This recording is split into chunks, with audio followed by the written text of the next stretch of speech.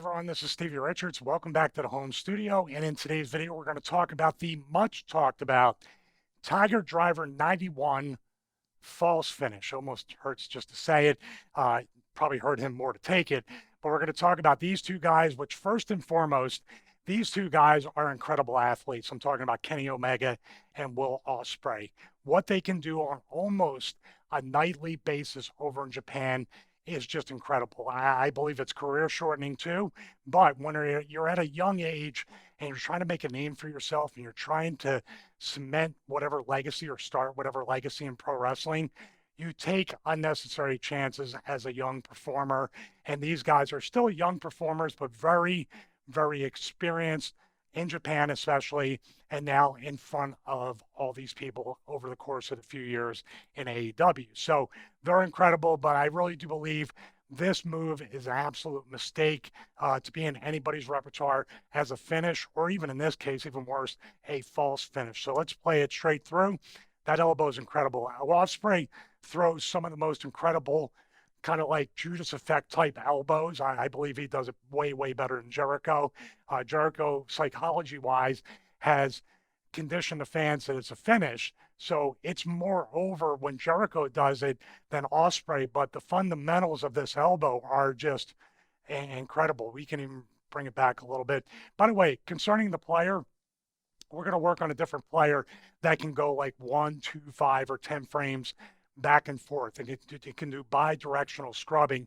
So we're going to be testing that out. But for now, we have a third-party player that works out pretty well for us right here. Now, I'm going to go back to the elbow real quick because I really want you to appreciate what Ospreay can do here with this elbow. Watch how leap gets him. Now, the thing with the elbow here, we're going to talk about the elbow first. He doesn't necessarily hit him with the elbow, but he hits him right there. I'm going to point to right there with his back and his shoulder. So it's kind of cool that he can do that right there and hit him, and it's safe. If you hit somebody with the point of your elbow, it's going to hurt. But this is definitely still contact between these two guys. So Omega takes some of the sickest bumps, by the way. He took that bump really basically like a Tiger Driver 91. So he takes so many risks with his neck and spine and everything, like right there. He just basically planted himself straight down. So let's play right here. We're going to take a look at the entire move. Now, that's not a great place to be right there. That is not one of my favorite spots to see Kenny Omega, and that's not one of my favorites. He seems like a really good guy. I met him a couple of times. Ospreay also seems like a good person. This has nothing to do with the fact that he's not protecting him with that right there. That's just crazy. There's people out there that said, well, it's safe because he kind of landed on like that. Yeah, that's safe. That's really, look how safe that is. That's the safe part. That right there, he landed him right on the back of his neck. The only thing with this is obviously he's not looking back, which is going to cause that C1, C2. It's going to cause a break when you're opposite. Everybody thinks by tucking your chin and even just landing with all your body weight on top of your neck and chin right here, that you're not going to get a concussion, you're not going to get a neck injury, you're not going to get a stinger. All that is not true. I just have to say that like that right there is super, super scary with your back of your head. And then not even a tuck. I'm going to take that out right there.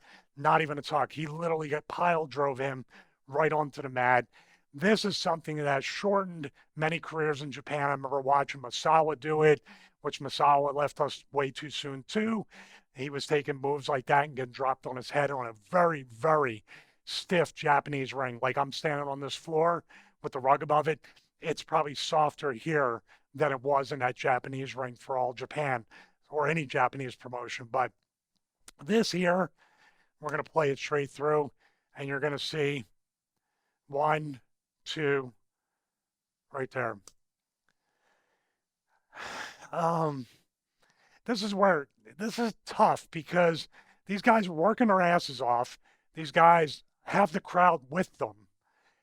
There's nothing I would say theoretically that's wrong, except what do you do after that? What do you do as a finish when you did everything that was devastating before? Impressive, athletic, high impact, all that stuff. Everything they did in this match was all those things: high impact, very, very intense. You could feel that there was a personal beef from the storyline that they fostered and created and brought over from Wrestle Kingdom 17, I believe, is when they wrestled last. But as a casual fan, you may not know any of that stuff, but you would still be super, super impressed with the athleticism. But then you look at this and you're like, okay, what's next? That's the part that really, like I said, this elbow boom, the sequence, and Omega put his body right where he needed to be for the Tiger Driver and come back down. Boom. I don't know. I mean, this is where I commend them for it. And as a fellow talent or somebody that would be in the locker room possibly, I don't feel like it would be my place to say anything. But where I'm at now, what I want to bring to you and how I want to educate and hopefully protect the younger wrestlers, this here is, I don't feel like it's necessary.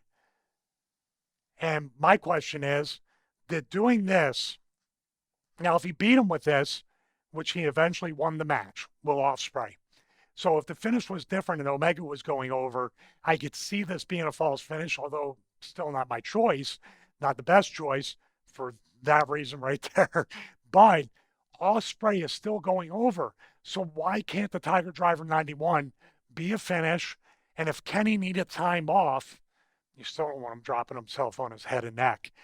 But this would be enough to explain why Kenny needed to go away for 2, 3, 4, 6, 8 weeks, because this would take anybody out. I mean, I had trouble getting out of bed this morning after watching this.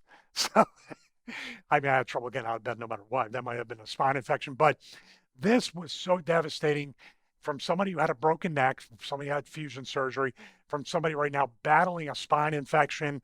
I know how delicate the spine can be. And I don't know how old these guys are. I'm assuming late 20s, maybe early 30s at the latest. They are going to pay the price sooner, if not later. And what I would say too, as an old wrestler, maybe one of those old ones smoking a cigarette and putting it out, asking, what can you do, kid? That part of me would say, I hope you guys, at the very least, I hope you save your money. I hope you save your money because you're going to need it when you have to go get fusion done. We have to go later in life. And these guys, like I said, are incredible athletes. They might be, their workouts and their prehab and rehab might be far beyond my understanding. So I take that into account. Or Kenny Omega is just a physical freak. He's an athletic freak. Maybe he's just flexible like a Rob Van Dam. Super flexible. I used to belly to back Rob, and he would want to be dropped in the same fashion. So what I'm looking at there is maybe Kenny is just predisposed to be okay with that. His neck and his spine are a lot more flexible, but my guess is no matter how flexible your spine is or malleable or mobile, this is not going to help anybody. So I commend them. The match was super enjoyable, super intense. I hope they had ice baths and hot tubs and everything later that night and the next day. And from what I've heard outside the ring, they're really good people. So I don't want to see anybody, whether they're good or bad, like them or dislike them, care for them or not care for them. I don't want to see anybody injured, and I don't want to see anybody who has loved ones and a family not be able to feed those loved ones, not be able to feed that family. So I'm not a fan of this. Told you why. I think you could have guessed by looking at the video, but that about does it for this. So I will point out the positives they do in future videos. So please stay tuned. Also, the Patreon is now live. Patreon.com/Stevie Richards. We have a couple previews up there so you can kind of see what it's going to be about. But we're going to do match breakdown and then, should I say, spot, finisher, move, breakdown analysis. And also there's another tier, Philly accent. There's another tier for full match breakdown and analysis. Check it out. Link is in the description below. Patreon.com/Stevie Richards. I am very excited to bring this new content category to each and every one of you out there. And most importantly, I hope Kenny Omega is okay. So that's about it. God bless you guys. Have a great day.